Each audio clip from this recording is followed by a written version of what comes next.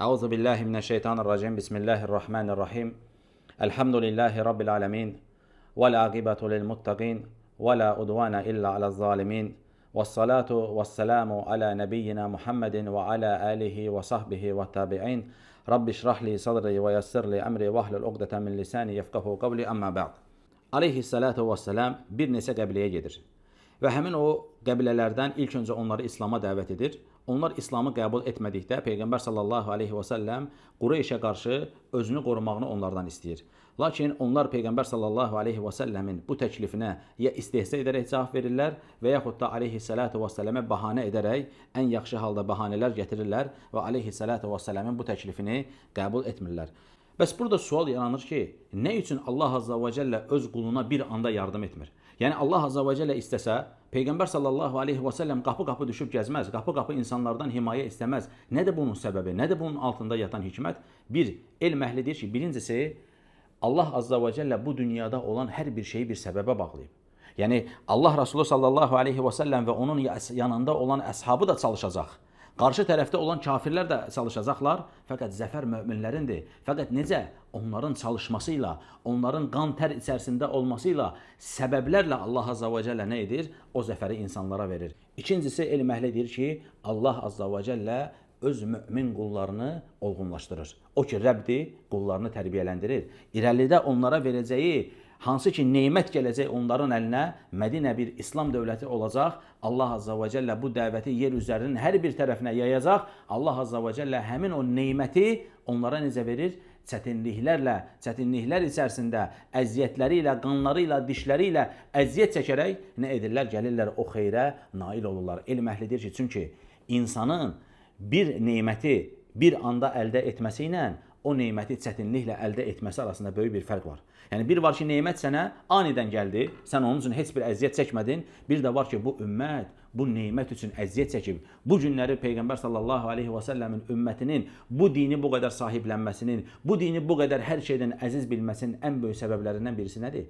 Bu din çətinliklərlə əldə edilib, qanla əldə edilib. Peyğəmbər sallallahu aleyhi və səlləm əziyyət çəkib, əshabı əziyyət çəkib, hicrət olub, orada qan olub, orada insanlar mallarını itiriblər, ailələri bir-birlərindən ayrı düşüblər. Ona görə bu din səbəblərdən birisi budur ki, insanların bu dinin qədrini bilməsinin səbəblərindən birisi budur ki, bu din çətinliklərlə əldə edilib. Yəni ona görə Allah Azza və Cəllə bir şey etmirsə və yaxud da bir şey edirsə, o aləmlərin Rəbbi olan Allahdır. O nəyi, necə, nə zaman, necə edəcəyini ən gözəl bilən, hikmət sahibi olan, aləmlərin Rəbbi olan Allah Azza və Cəllədir. Və bu əsnada Peyğəmbər sallallahu aleyhi və səlləm Ayşə anamızla evliliyi gerçəkləşir.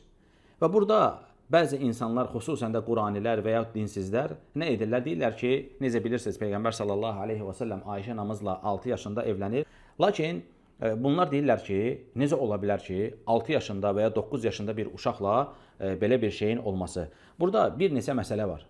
Birincisi, Peyğəmbər sallallahu aleyhi və səlləmə o dönəmdə, o bəldədə, o örfdə gəlib onu təklif ediblər. Ey Allahın Resulü, falan qadın var və falan qadın var. Hansı biri ilə evlənmək istəyirsən? Hansı birinə təklif göndərək deyə aleyhissalatu vesselam'a bildiriblər. Əgər bu o örfdə bir problem təşkil etmiş olsaydı, mütləq insanlar bunu Peyğəmbər sallallahu aleyhi və səlləmə bildirərdilər. Bundan ziyadə gəlib Peyğəmbər sallallahu aleyhi və səlləmə örfdə ayıb olan bir şeyi təklif etməzdilər. Deməli, hər bir bəldənin öz örfü var. Hər bir zamanın, hər bir məkanın, hər bir dövrün özünün bir bəlli olan, bu günləri məsələn belə bir şey ola bilər, belə bir şey ola bilməz, belə bir şey düşünülə bilər, belə bir şey düşünülə bilməz. Fəqət o örfdə, o zamanda bu heç bir problem təşkil etmirdi. Həmçinin o günün insanları da bu günün insanları ilə eyni deyildi. O günün 9 yaşında olan uşaq, bizim uşaq demiş olduğumuz uşağa Peyğəmbər sallallahu aleyhi və səlləm, yəni müsəlmanların istihbari görevini tapşırır Peyğəmbər sallallahu aleyhi və səlləm. Təsəvvür edirsən belə bir şey? 8 yaşında, 9 yaşında olan uşağa müsəlmanların güvənliyindən, müsəlmanların əmniyyətindən sən sorumlusan deyə Peyğəmbər sallallahu aleyhi və səlləm bizim hələ 8-9 yaşında olan uşaqlarımız yəni daha çörək almağa gedə bilmirlər, düzdür? Deməli, hər bir dönəmin öz şərtləri var, öz insanı var, hər bir dövr fərqlidir. Əgər bu eyb olsaydı, Peyğəmbər sallallahu aleyhi və səlləmə nə etməzdilər? Bunu təklif etməzdilər. Və eyni zamanda müşriklər Peyğəmbər sallallahu aleyhi və səlləmdən səhv gözləyirdilər ki, səhv etsin, həmən onu onun üzünə bildirsinlər ki, bu sənin səhvindir və əshaba bunu bildirsinlər. Lakin bunun heç birisini Peyğəmbər sallallahu aleyhi və səlləmə xəta olaraq, eyb olaraq, günah olaraq bildirmədilər ki, sən işte 6 yaşında bir uşaqla evlənmisən, 9 yaşında bir uşaqla evlənmisən və s. Demək ki, o örfdə bu nə deyildi? Bir problem deyildi və həmçinin o günün dedik ki, insanları fərqli idi. Yəni 6 yaşında, 9 yaşında olan qız uşaqları artıq rüşd sahibi idilər. Rüşd sahibi olmaq nə deməkdir? Yəni artıq fərqli. Bugünkü uşaqlar var ki, 14 yaşı var, 15 yaşı var, hələ rüşd sahibi ola bilməyib. Yəni o günün insanları ilə bugünün insanları arasında da fərq var. Və bu sadəcə bir fayda olsun deyə məqam da gəlmişkən Peyğəmbər sallallahu aleyhi və səlləmin evliliyi ilə bağlı bunu qeyd etmək gərək hiss etdim ki, ta ki bilməyən insanlara da bir fayda olmuş olsun. Və artıq gəlirik məsələmizin əsas, bugünkü mövzumuzun əsas məsələsinə. Peyğəmbər sallallahu aleyhi və səlləm Kəbədə yuxuladığı əsnada bir yerdə çəkilib yuxuya gedir və Peyğəmbər sallallahu aleyhi və səlləm deyir ki, Cəbrail gəldi Buraq adlı bir miniklə, yəni Buraq adlı bir miniklə və orada artıq İsra və Meyrac hadisəsi demiş olduğumuz hadisə baş verdi və necə bilirsiniz, Allah Azza və Cəllə bunu əzəmətli kitabında da bizə bildirib. Necə Allah Azza və Cəllə buyurur ki, Subhanəl-ləzi əsra bi-əbdihi leylən minəl məscidil haram iləl məscidil aqsa Əl-ləzi bərəqnə həvləhu linuriyahu min əyətinə innəhu huvəs-səmi'ul basir. Ayələrimizdən bəzisini ona, yəni Muhammedə göstərmək üçün öz qulunu gecə vaxtı Məscidül Haramdan ətrafına xeyir, bərəkət verdiyimiz Məscidül Aqsaya aparan Allah pak və müqəddəsdir, həqiqətən o eşidəndir, biləndir. Və Peyğəmbər sallallahu aleyhi və səlləm hansı ki o Buraq adlı onun üzərinə minərək hərəkət edəcəkdi, onun çox surətlə hərəkət etdiyini Peyğəmbər sallallahu aleyhi və səlləm xəbər verir. Və deyir ki, Məscidül Aqsaya gəlib çatır, sonra namaz üçün ora girirlər. Və Peyğəmbər sallallahu aleyhi və səlləm digər peyğəmbərlərlə görüşdükdən sonra onlara namaz qıldırır Rasulullah sallallahu aleyhi və səlləm. Bu İsra demiş olduğumuz hadisədir. Bir də var Mirac hadisəsi. O da Mirac nədir? Yüksəlmək deməkdir. Hansı ki namazdan sonra Peyğəmbər sallallahu aleyhi və səlləm artıq nə edir? Qalxış başlayır. Yəni səmaya doğru qalxış başlayır. Mələklər soruşurlar ki, o peyğəmbərdirmi? Yəni Cibril aleyhissələmdən soruşurlar. O da bəli o peyğəmbərdir dedikdən sonra göyün nə edir? Qapılar onun üzərinə açılır. Birinci göydə Peyğəmbər sallallahu aleyhi və səlləm buyurur ki, Adəm aleyhissələmi gördüm. O mənə xoş gəldin dedi və mənim peyğəmbərliyimi təsdiqlədi. İkinci göydə İsa ibn Məryəm və Yəhyə aleyhissələmi gördüm. Onlar da mənə salam verdilər. Üçüncü göydə Yusif aleyhissələmi gördüm. Dördüncü göydə İdris aleyhissələm, beşinci göydə Harun aleyhissələm, altıncı göydə Musa aleyhissələmi gördüm və deyir ki, diqqət edin, mən keçdikdə deyir Musa aleyhissələm ağlamağa başladı və dedi, bu gənc peyğəmbər məndən sonra göndərildi, amma onun ümməti mənim ümmətimdən daha çox cənnətə girəcək. Subhanallah. Onun ümməti mənim ümmətimdən daha çox cənnətə girəcək. Necə bilirsiniz, Musa aleyhissələm daim xeyirli olan şeylərə həris olan birisi idi. Xeyirli olan şeylərə. Necə Allah Azza və Cəllə ilə danışdığı zaman nə istəyir? Dahasını istəyir. Dahası nə idi? Allah Azza və Cəlləni görmək. Və deyir, 7-ci səmada İbrahim aleyhissələmi gördüm. Və sonra deyir ki, mən deyir, Sidratul Muntəhə deyilən yerə gəlib çatdıqda artıq Cibril dedi ki, mən ora keçə bilmərəm. Və Peyğəmbər sallallahu aleyhi və səlləm davam edir və deyir ki, artıq deyir, elə bir şəkildə idi ki, o qədər deyir, yaxınlaşmışdım ki, artıq deyir, qələmlərin səsini eşitməyə başladım. Subhanallah, yazılır və yazılan şeylərin səsini eşitməyə başladım. Sonra mənə Allah tərəfindən 50 vaxt namaz fərz olundu. Artıq o yerdə 50 vaxt namaz fərz olundu. Geri gəlir və qaydanda Musa aleyhissələm deyir ki, ümmətinə bax, onlar buna güc yetirə bilməzlər. Onlar buna gücləri çatmaz. Qayıt və Rəbbindən onu yüngülləşdirməsini istə. Və Peyğəmbər sallallahu aleyhi və səlləm deyir ki, mən qayıtdım, Allahdan yüngülləşdirməsini istədim, namaz 45 oldu və yenidən Musa aleyhissələm yenə geri dön və bu şəkildə ta ki 5 vaxta qədər namaz fərz edildi. Və elm əhli deyir ki, həqiqətən də deyir, bu namazın fəzilətini göstərir ki, digər ibadətlər insanlara yer üzərində fərz edilib, lakin namaz isə 5 vaxt namaz Allah qatında, 5 vaxt namaz isə səmada insanlara fərz edilib. Bu da həqiqətən o ibadətin necə əzəmətli bir ibadət olduğunun açıq göstəricisidir. İndi burada bəzi insanlar iddia edirlər, deyirlər ki, necə ola bilər ki, Allah yanında söz dəyişməzdir. Necə ola bilər ki, Peyğəmbər sallallahu aleyhi və səlləm gedir və hər dəfəsində namaz 5 rükət daha əksilir. Birincisi deyirik ki, bu din Allahındır. Dinin sahibi Allahdır. Allah aləmlərin Rəbbi olan Allahdır. O elə bir Allahdır ki, nəyi, nə zaman, necə edəcəyini ən incə ayrıntısına qədər bilən olan Allahdır. O aləmlərin Rəbbidir. O bir şey etdiyi zaman hikmətlə edən bir Allahdır. Necə ola bilər ki, bunu adətən Quranilər daha çox iddia edirlər. Qurana özünü nisbət edənlər hədisləri yalanlamaq üçün, hədisləri yalan olduğunu ortaya çıxarmaq üçün bu kimi şeylər ortaya atırlar. Lakin bilmirlər ki, Quranın özündə də bu var. Allah Azza və Cəllə ilk öncə 1-ə 10 deyə müsəlmanları bildirdi. Yəni müsəlmanlardan bir nəfər, kafirlərdən 10 nəfər. Sonra Allah bunu neçəyə indirdi? 1-ə 2 nəfərə Allah Azza və Cəllə bunu indirdi. Bu Quranın özündə də mövcuddur. Həmin o Quranilər Quranı oxusaydılar, anlayardılar ki, bu Quranın özündə də var olan bir şeydir. Bu din Allahındır. Allah Azza və Cəllə öz hikməti gərəyi o ki aləmləri Rəbbi olan Allahdır. Nəyi, nə zaman, nə üçün, diqqət edin, nə üçün etdiyini də ən yaxşı bilən Allahdır. O qullarını imtihan edən Allahdır. Və dedi ki, namaz fərz edildi. Və həmçinin orada Peyğəmbər sallallahu aleyhi və səlləmə cənnət və cəhənnəm göstərildi. Peyğəmbər sallallahu aleyhi və səlləmə cənnətin nemətləri və cəhənnəmdə əzab görən insanlar göstərildi.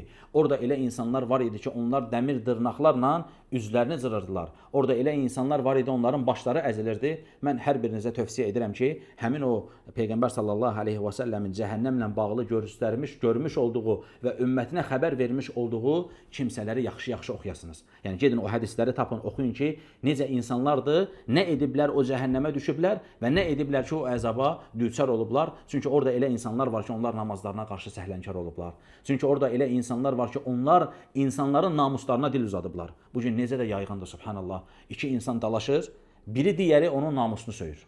Düzdür? Maşın sürür, qəzəblənir, qarşı tərəfdə olan insanın namusuna dil uzadır. Hamısı təhlükəli olan işlərdəndir. İnsan həqiqətən cəhənnəmə düşən insanların düşmələrindəkindən sonraki olan əzabları və onların səbəblərini bilsə, bu onu daha çox tədirgin eləyəcək ki, ta ki onlar nə üçün düşmüşdülər, nə üçün o əzaba məruz qalıblar, ondan sonra insan həqiqətən də bu kimi şeylərdən şiddətlə uzaq durması gərəkdiyini biləcək. Yəni insan, hər bir müsəlman bunu bilməlidir. Hər bir müsəlman bilməlidir Allahın halal etdiyi şeylər, haram etdiyi şeylər, lakin bunları bildikdən sonra insan daha da üzərində diqqətlə dayanır. Ona görə tövsiyə edirəm ki, ta ki orada olan şeyləri həm cənnətlə bağlı, cənnət nemətləri ilə bağlı gələn rəvayətləri oxuyun, həm də cəhənnəmlə bağlı o əzab görən insanlar nədən dolayı o əzablara məruz qalıblar, onu oxumağınızı inşallah sizə tövsiyə edirəm. Və Peyğəmbər sallallahu aleyhi və səlləm geri dönür, bundan sonra Məkkəyə qayıdır. Və gəlir insanlara xəbər verir ki, belə bir hadisə baş verib. Qureyşlərə bunu bildirir. Və yenə Peyğəmbər sallallahu aleyhi və səlləmdən istehza etməyə başlayırlar. Gəlirlər bu hadisəni Əbu Bakr radiyallahu anhuya danışırlar. Əbu Bakr radiyallahu anhu deyir ki, həqiqətən deyir, Muhammed bunları danışıb. Onda deyirlər ki, bitdi. Artıq Əbu Bakr da Muhammeddən vaz keçəcək. Subhanallah. Deyir ki, həqiqətən deyir, Muhammed sallallahu aleyhi və səlləm bunları danışıb. Onlar deyirlər ki, bəli, sənin dostun bu şeyləri danışıb, biz hamımız şahidik. Vallahi deyir, o danışıbsa doğru danışıb. Allahu akbar. Vallahi deyir, o danışıbsa doğru danışıb. Mən deyir, diqqət edin ifadəyə, bundan daha böyüyünə iman etmişəm. Bu nədir ki, yəni? Mən göydən vəhiy gəldiyinə iman etmişəm. Bu nədir ki, yəni? Mənə danışmış olduğunuz şey, indi burada müsəlmanlar üçün böyük ibrət var.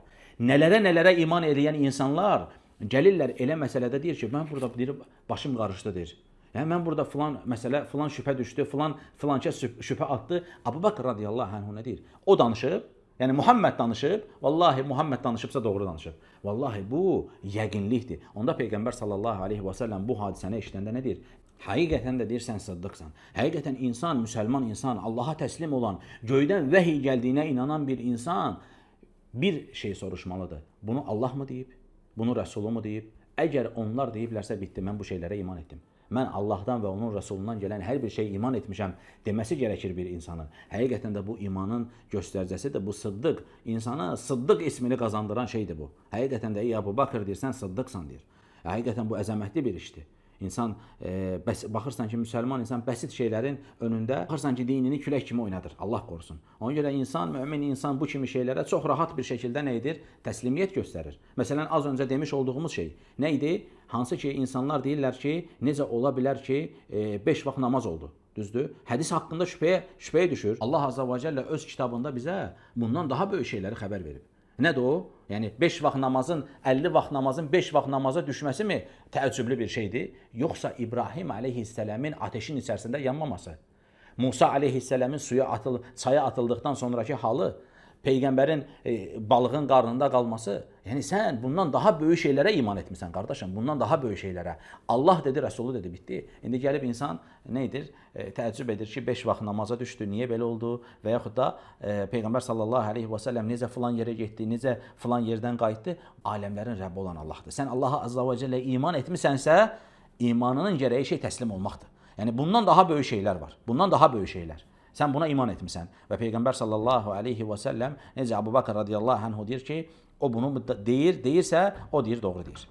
Mən deyir, bundan daha böyük şeylərə iman etmişəm. Həqiqətən biz bundan daha böyük şeylərə iman etmişik. Bu şeylərə iman etmək nə deyir? Rəbbini bilən. O Rəbb ki, o aləmlərin Rəbbi ki, səni bir nütfədən yaratır, nütfədən. Allahu akbar. Yəni bundan daha böyük bir möcüzə axtarırsan sən, bundan daha təəccüblü bir şey axtarırsan sən dünyaya gəlmisən. Təəccüb edəcəksən, buna et. Subhanallah. İnsan buna iman edib. Nəyə şübhəyə düşür? Allahu musta'an. Ondan çox bəsit olan şeyə. Necə ola bilər ki, Peyğəmbər necə filan yerə getdi? Necə ola bilər ki, səni bir sudan, bir damla sudan xəlq edən Allah Peyğəmbəri istədiyi zaman, istədiyi yerdən, istədiyi yerə qaldıra bilməz, yəni? İstədiyi yerə apara bilməz, yəni? Subhanallah, acayibdir insanlar. İnsan gələ düşünsün. Allah bu əqli bizə verib ki, düşünək. Düşünəndə insan baxırsan ki, sən nələrə iman etmisən? Allah sənə subhanallah nələr var möcüzə deyə adlandıra biləcəyin ki, sən onları gözlə görürsən. Yəni inanmıram desən səfehsən. İnanmıram desən bu nütfədən yaranmağa bütün insanlar səni təqzib edərlər. Dəlidir bu adam deyərlər. Düzdür? Dinli dinsiz fərqi yoxdur. Deyər ki, bu adam dəlidir. Bu adamda əqlində problem var. Sən buna aynəl yəqin iman edirsən. Necə ola bilər ki, sən başqa şeydə ondan daha bəlkə bir 10 dəfə aşağı olan, 100 dəfə aşağı olan şeyə şübhəyə düşəcəksən? Allah qorusun. Ona görə insan düşündüyü zaman bilir ki, nələrə iman etməsi gərəkdiyini daha yaxşı anlayır. Bu da İsra və Meyrac hadisəsi haqqında danışacağımız məsələlər idi. İnşallah dediyim kimi orada baş verən təfərrüat Peyğəmbər sallallahu aleyhi və səlləmin xəbər vermiş olduğu şeyləri özünüz bir daha göz atın ki, ta ki iman artırıcı, insanın həyatını islah edici şeylər var. Bununla bağlı, bu dərslə bağlı deyəcəklərim bu qədər. Və axiru davanən elhamdülillahi rabbil alemin.